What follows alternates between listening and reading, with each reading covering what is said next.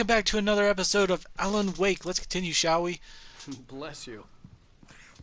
Oh, this place is trying to kill me. I'll bet there's mold in here, spores, poison ivy, God knows what. This is so not worth a 15% commission. Ooh, batteries. Do we? No, we do not have a gun.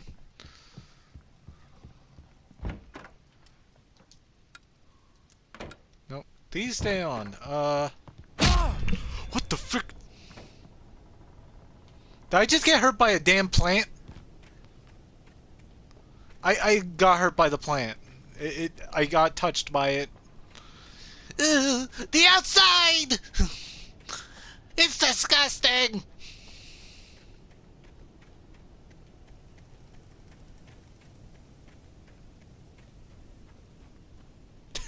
This well doesn't even go anywhere! Ooh, but a hot dog.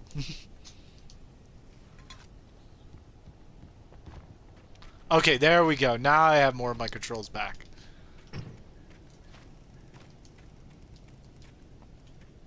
Okay, I thought it was that button. I'll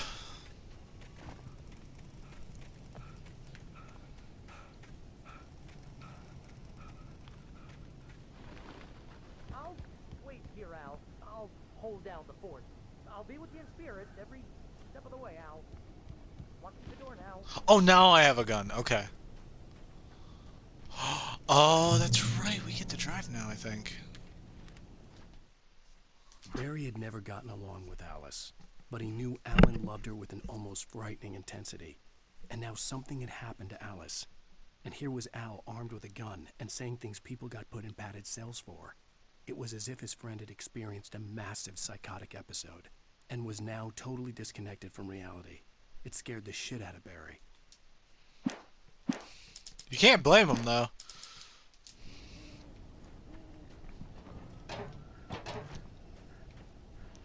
Like, he's right. None of this is normal. Barry had the keys to the car he rented. Dang it. It wasn't a long walk to the visitor center, and it wouldn't be any use to me in the forest. Sorry about that. I guess I kind of might have spoiled what we could be able to do in the future. I knew I should have gone to the cops. This wasn't the smartest thing I'd ever done, Actually, but I was still angry with Barry for trying to talk me out of it. These people had called me right in the sheriff's station. The cops wouldn't scare them, and they had Alice.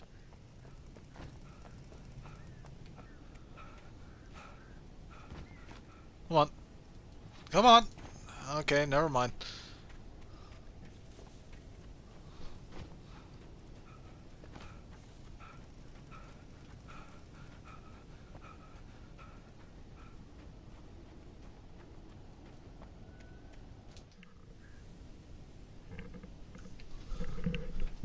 Okay, I knew I should have gone to the cops. This wasn't the smartest thing I'd ever done, but I was still angry with Barry for trying to talk me out of it. These people had called me right in the sheriff's station. The cops wouldn't scare them, and they had Alice. okay. Welcome back. Sorry, had to go. So we're in the next day. Bone Lab is now getting released today in, what, 3 or more hours? More bullets. Welcome back to the show, folks. As promised, our very own Dr. Nelson has just parked his rear end in the studio. Doc. I was like, why is that so reflective? And I was like, My oh. plan? You make it sound a lot more organized than I ever seem to manage. Oh, yeah. No plan, really. Just taking the atmosphere. I'm getting a little too rickety to do much more than that, you know. Oh, tell me about it. No sack race for us older gentlemen, huh? Yes, exactly, Pat. But I'm going to check out the parade, of course. And I'll be one of the pie contest judges, too. Well, that takes a different kind of constitution. Oh, yeah. It's my kind of exercise. Now, Doc, seriously, you're in pretty good shape, though. You're the outdoors type. I know for a fact you're an avid fisherman. That's right. Matter of fact, Just caught a heck of a largemouth bass early this morning. But you're not taking part in the fishing contest? No, not this year. See, Pat, I'm just not that competitive anymore. Now I just like to take my time and enjoy the peace of it. It's no fun if I need to worry about what I'm catching, you know? Well, considering your track record, the participants are probably pretty happy you feel that way. Well, Pat, that's kind of you to say.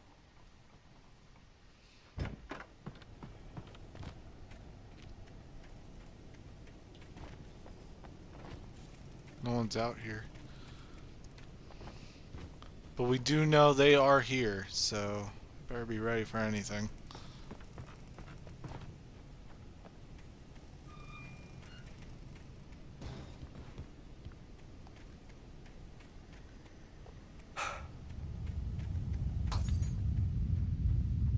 Yep. It's begun. When the lights go out, they awake.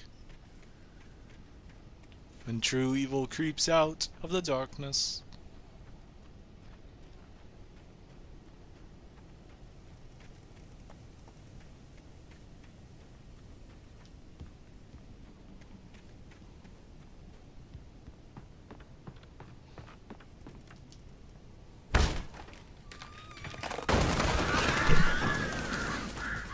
Jeez. This game still creeps me out. Good job. More of the scary door. Crime and punishment. The cancer and cure of civilization. But some crimes are impossible to punish. Especially...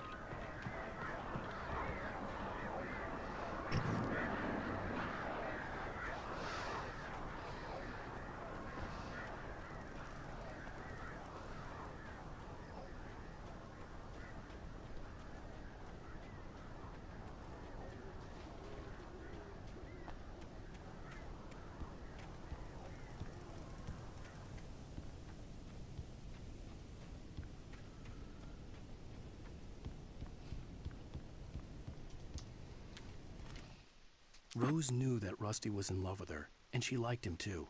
She liked him a lot. He taught her to dance, and life had certainly taught her the value of a man who was gentle. He treated her well, made her smile, made her feel good. But Rusty wasn't the prince of her dreams, and that tended to underline the unbearable truth. She was no closer to that Hollywood magic than he was.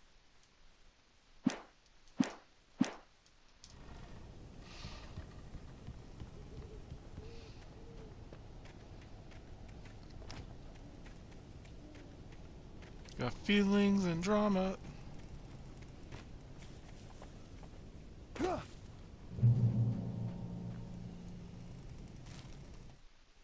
The air in the visitor center was heavy with an awful smell, as if some rotten drowned thing had crawled up from its grave. Rusty kept coughing blood. My eyes were drawn to the twisted shape of his broken leg. The attack had been vicious. Max whined in his cage. Rusty's eyes were wild with fear and terror. He gasped. "Mr. Wake, it happened just the way it was on that page." Oh, okay, we're about to meet Rusty probably dying then.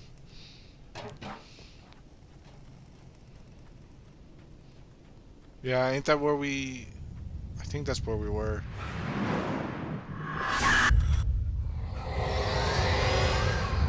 The vision left me weak.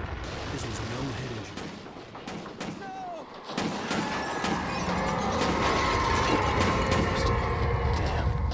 Rusty, hang on! I'm coming! Please, help me! Anybody? Help me!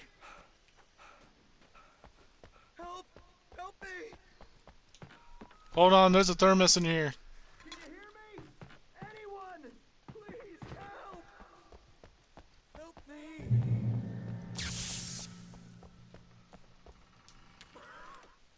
The visitor center was sturdy, but the impact turned the front of the building into splinters.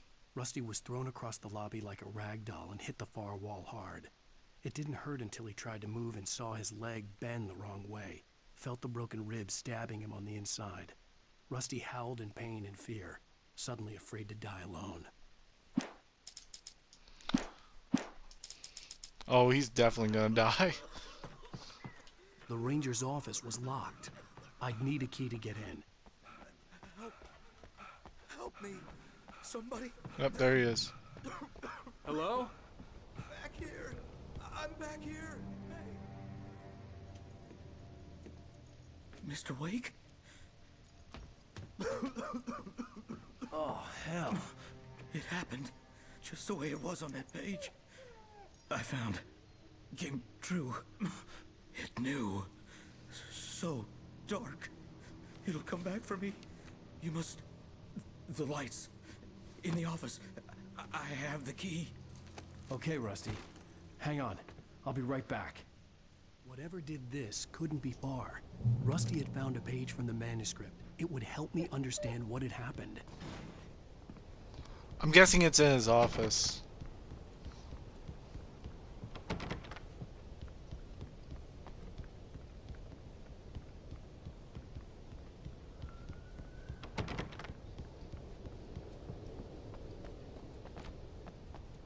The only way to make sure that Rusty was safe was to get the power running and the lights back on.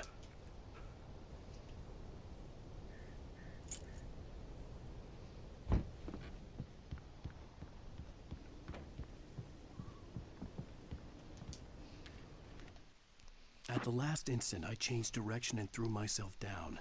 The axe splintered the trunk of a tree. I stumbled into the pool of bright light. My lungs burned. I was too exhausted to move. I tensed as I waited for the killing blow, but it never came. I raised my head.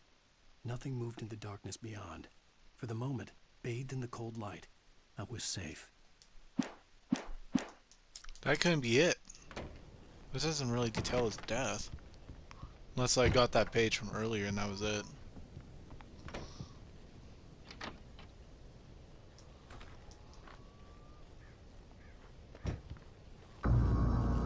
I was too late.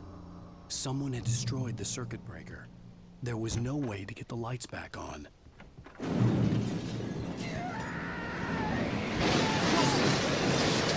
ground was covered with oily patches that looked like liquid I just need hunting licenses.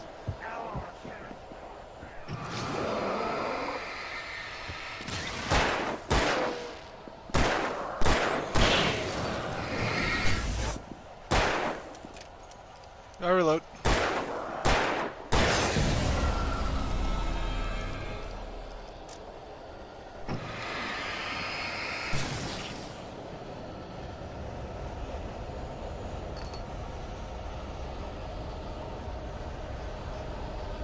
Something had torn a mammoth-sized hole in the wall. Please! Don't feed the animals.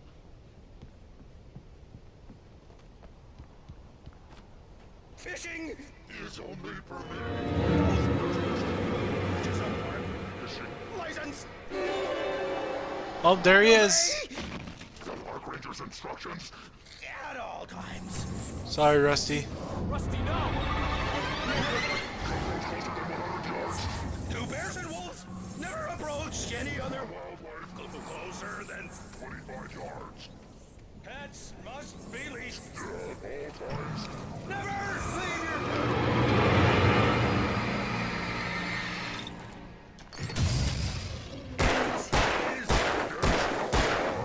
to remove any Natural objects. or historic.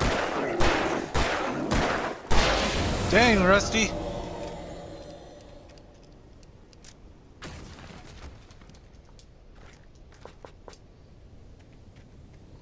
Well, I ain't getting back through, I'm guessing.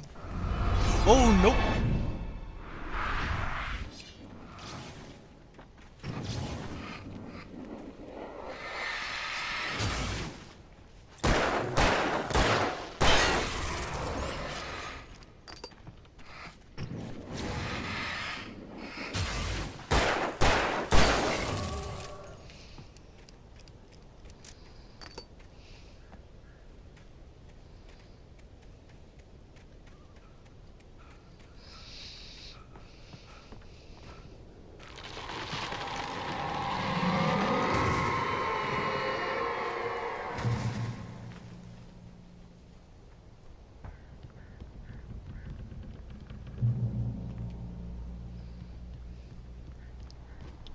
Probably should have grabbed more bullets before I left.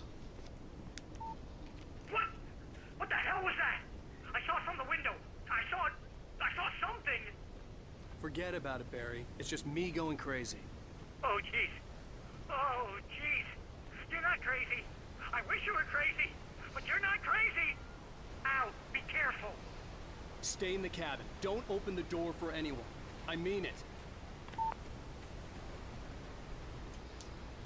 Should have said also keep the lights In on. that last instant of consciousness, Rusty thought about Rose.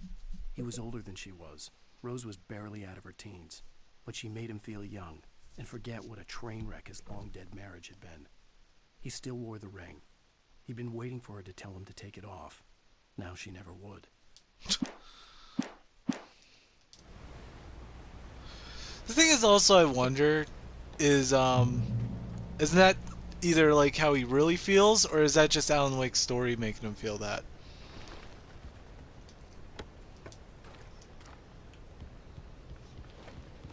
Because that's the real question. Alright, I'm going to stop it here. I hope you enjoyed this episode like I did, and I hope to see you next time. Bye-bye!